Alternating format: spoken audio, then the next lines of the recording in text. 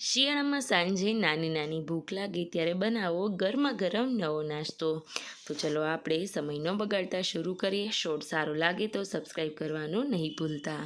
3 ચમચી જેટલું તેલ ગરમ થાય ત્યારબાદ તેમાં રાઈ, જીરું, 2 ચપટી હિંગ, લસણ ડુંગળી બંનેના થોડા થોડા પાન ઉમેરી દઈશું. અહીંયા આદુ મરચાં અને લસણની પેસ્ટનો ઉપયોગ કરી શકાય. અડધા બાઉલ જેટલું ઝીણું સમારેલું કેપ્સિકમ અને ટમેટાં ઉમેરી સારી રીતના હલાવી લઈશું. ફટાફટથી કૂક થાય તે માટે હળદર અને મીઠું ઉમેરી રાખી દઈશું. ત્યારબાદ 250 ગ્રામ જેટલા મમરાને સારી રીતના પાણીમાં પલાળી દઈશું, જેમાં આપણે બટેટા પૌવાના પૌવા પલાળીએ છીએ. સરસ રીતના પલળી જાય ત્યારબાદ આગળના વઘારમાં બધી વસ્તુઓ ચડી ગયેલી તો મમરા તેમાં ઉમેરી દઈએ. તેમાં સ્વાદ અનુસાર મીઠું, ચટણી પાવડર, ગરમ મસાલો, થોડું એવું લીંબુ અને ગળાશ પસંદ હોય તો ખાંડ ઉમેરી શકાય. ત્યારબાદ લાસ્ટમાં થોડી એવી કોથમીર ઉમેરી સર્વ કરીશું.